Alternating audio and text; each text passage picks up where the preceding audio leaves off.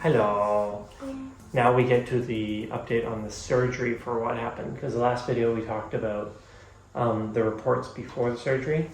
So now we'll talk about what happened with the surgery. So what happened?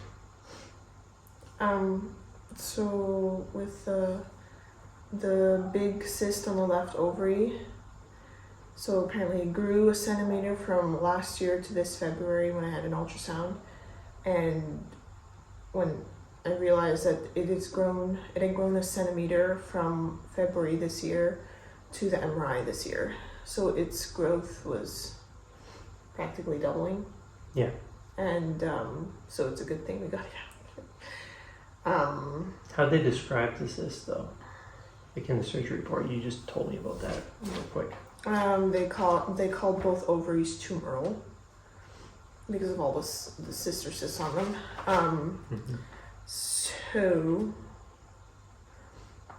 So what they did was when they did the surgery, when they got in there, they did something called a teleosis, which is where they had to separate. It's gonna sound gross. They had to separate all my organs from each other. They were all stuck together. So they couldn't even access stuff in there to work on stuff. They had to pull apart. And that's early stage 4 is like that. Sorry, that's gross. It's okay. And then after the teleosis, they started disconnecting all the organs from each other. Then they did ovarian cystectomy on the left and right ovaries. That's where they go and because they're specially trained, they carefully removed the cysts from the ovaries. The right ovary, they had to actually do a partial resection of the right ovary because of the 6 cysts that were on the ovary. But they were able to put it back together. Like they took out a part, but so like let's say this is my ovary. They had to take out this part. They did this several times in there. So they would take out a part, and then they would pull it back together. Yeah. So the ovary is a little bit smaller now than before, but it's still there. So still can retain its function. Yeah, so I have both ovaries, which is great news.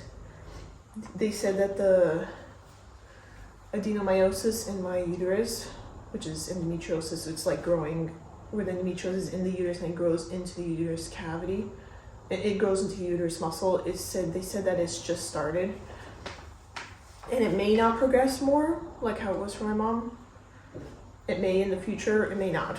So we've left it there for now. So they did all that. And what they also found, they found superficial endometriotic lesions all over almost every organ. So this endometriosis was just growing off of organs, and thankfully we caught it early. So it hadn't rooted itself. So like, let's say this is the organ wall. It was just attached like this. It hadn't grown into deep endometriosis where it grew roots deep into the tissue. If that was the case, then I would have had to have resections of my bowel and other things. So that was a blessing that we did it early. Yeah. Very big blessing. Both fallopian tubes are normal, which is a miracle considering that it was full. Well, he was thinking that they might be shot. The fallopian tubes would be shot, but they were not touched yet. So they found endometriotic lesions everywhere, and there are also fibroids starting to grow. Yeah. And you're not even 30. And I'm not even 30. That's usually something that happens in your 30s if you have this. Yeah, but for her, it's happening earlier. So in the 30s, those would have continued, and it would have infiltrated, penetrated everything, and gone deep. Filled the cavity. Yeah. That was already, and it's funny because the left ovary. Oh, it says the left ovary here. What was it? The left ovarian cyst completely occupied the recto-uterine space. So the space in there that is taken up by the small intestine, large intestine, and the uterus. Ovary and the ovaries and the uterus was already pretty much full with just the left cyst. If I had waited to have the surgery, those fibroids and lesions would have continued to go, and it would have been pushing into, there was no space. Like, there's already no space. So I'm very thankful. Yeah. I'm so thankful I had the surgery now. So. One of the hardest things with this, though, like you're going to come to here, like I think really soon, was the fact she had some in her diaphragm. That, like, if you notice her breathing sounds shallow right now, that's because you're probably dealing with a little bit of pain from that, from sitting here. Right Yeah, now. like sitting, it's and then in the process of sitting and then lying down, it's I'm still having trouble breathing. So they found the 1 to 2 millimeter multiple superficial endometriotic lesions on my right diaphragm, and I have an incision here that's not usually for regular endometriosis. They did one there to go and take it out off of my diaphragm, and that's already in and of itself is a specialized procedure, and I would not have had this done in Canada. And what would have happened is it would have grown.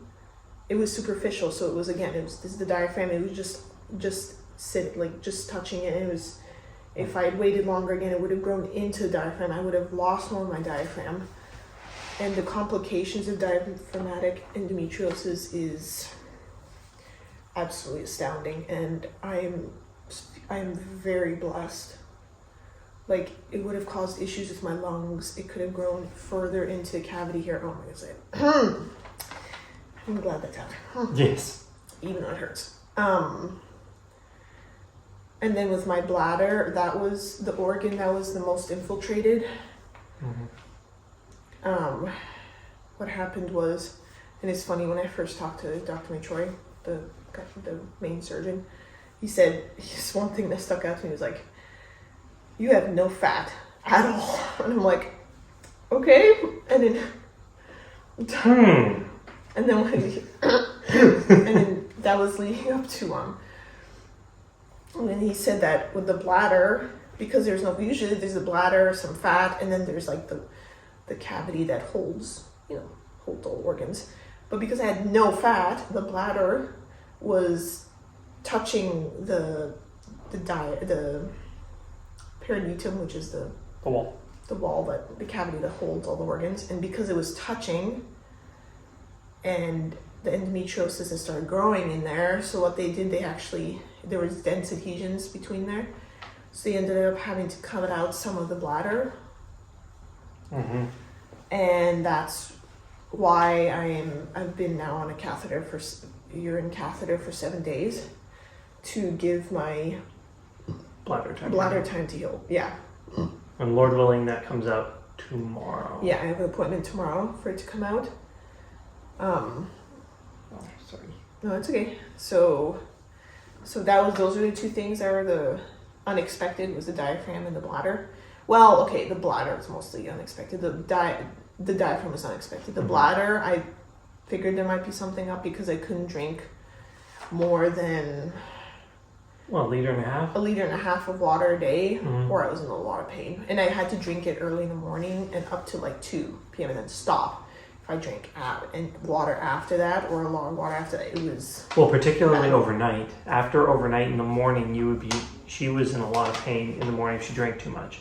Yeah. Anything. Like, it could have been she ate too much soup, or just drank too much water or juice or whatever, and she couldn't do that. So yeah, there's a lot of good stuff, some stuff that were unexpected, but overall, it's really, it's a good outcome. I think all the incisions are looking well. So. Oh yeah, like there's like all her incisions look normal color. Like usually if there's infection, there's reddish pinkishness and pain, like a lot of pain with the incisions and stuff. She's got some tenderness because some of the incisions are bigger than others, so they're taking longer to heal, but they all look good. And so we're really happy with that. Like, and so I think one of the biggest blessings is that it all was superficial. There basically was no deep penetrating endometriosis. The only one was in my back on the uterosacral ligaments. So like the uterus is here, and the colon and back is here, or the spinal cord is here, and connects the uterus to the back. Those had deep infiltrating endometriosis. Oh, there was. And that doesn't surprise me because I've had back pain for a long Mhm. time. So that means it's been developing for a while. Yeah. So they were able to clean those up well. And amazingly, my back. Okay, I'm having pain from being stiff because sitting a Hypermobility. lot, lying down a lot. That's taking a toll a little bit, but That's your hypermobility. that's my hypermobility. But the more I'm able to walk around and get moving, the better I feel, and that's great. Mhm. But that back pain I had all the time that I always need a heating pad for Mm-hmm. is gone. Like Wednesday to Friday, I just lay down. And I was waiting for that pain to come back, and I had the heating pad ready, and it didn't come back. Just some stiffness, which is not as, it's painful, but it's not as, Mm-hmm. it's different pain. And I'm like, whoa. So my lower back, Mm-hmm. it was the endometriosis. We're still not sure about the whole hypermobility thing because this is all, she's just out of surgery, and so we still have to see, wait for time to pass, see how she handles life and how her body recovers. But it seems like there's a lot of pain that she has that's from the endometriosis. And from compact being so compact. Oh, yeah. And also my back was hurting, not just the uterus colony, but also everything. It was just that cyst took up the whole space in there, Yeah. and it was pushing my colon and other organs into my back. Well, one of your And ovaries pushing were behind onto there too. and the right ovary was also behind there too, and it was all being pushed into my sciatic nerve Mhm. in my back and other Mhm. nerves, which was causing the pain. Mhm. So now it's just Now it's healing I have pain. space in there. Well, yeah, now it's just healing pain, which can be excruciating at times.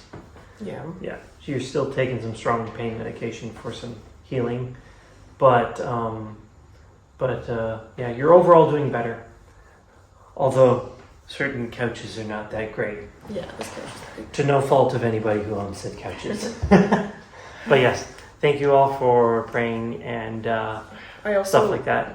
speaking of where we're living here, we're very blessed because my aunt in Germany went to church one Sunday and she talked to a lady, and that lady's dad lives here in Bucharest, and he has a house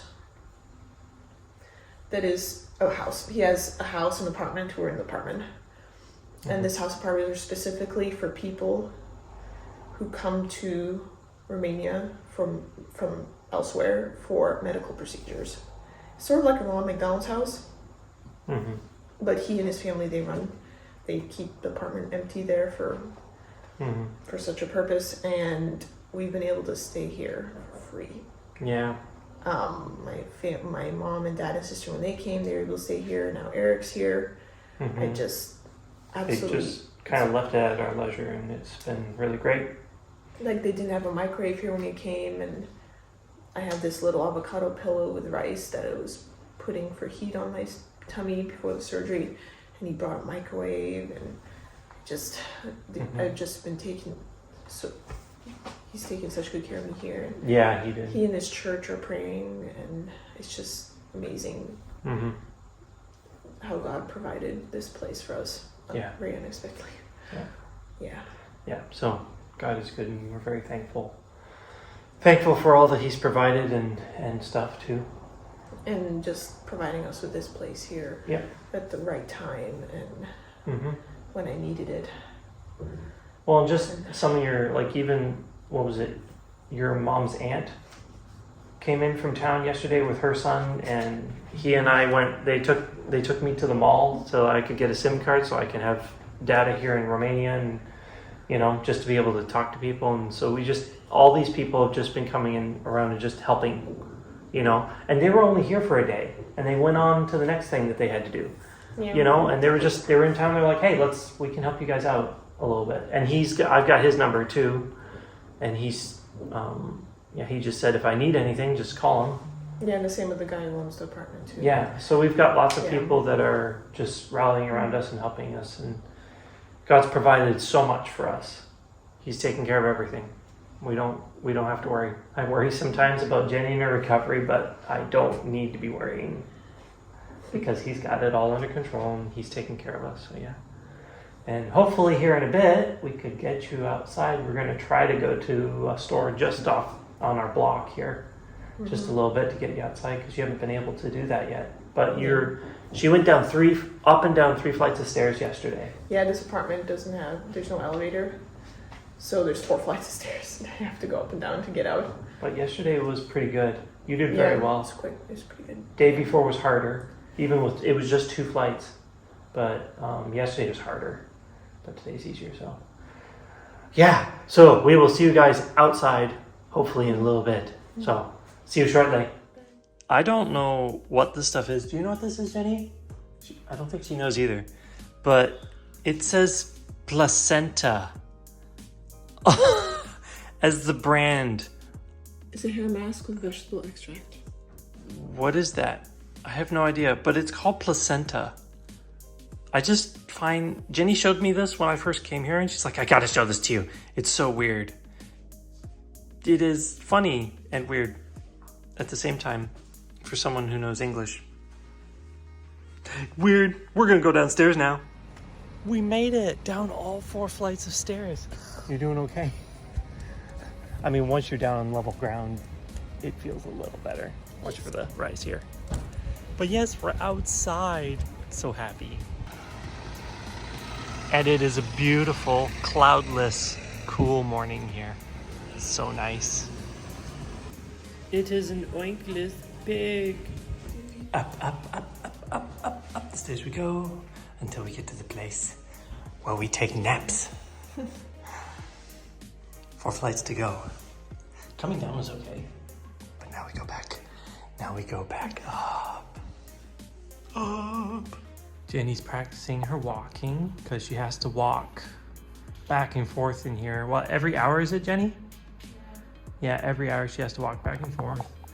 And right now I'm working on getting the next video update ready, and this is going to be in that update.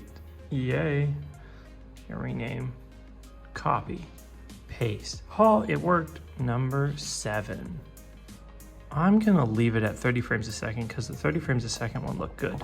We'll import some videos and then we'll keep making video and she'll keep walking back and forth. A little pain right now because of sitting and stuff, but walking back and forth helps her a lot. And it's a beautiful day again. So earlier we were outside. Look at those clouds, nice and puffy. You know what's amazing? Actually, here in Europe, there's no screen door. There's no screen on the windows. We just have the doors open. And I even have the skylight open in our bedroom up there. And there's no bugs. I've seen 2 flies in all the time that I've been here. 2 flies, I've killed 2 mosquitoes. And that's it. There's nothing else. Don't have a bunch of crappy bugs like back home.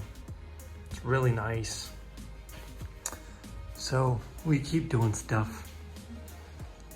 Hi, Jenny. Okay, well, that'll be it for today, everybody. Thanks for coming on this journey with us, and we'll see you again next time. Hope y'all have a good day, night, whatever, because who knows where everybody is.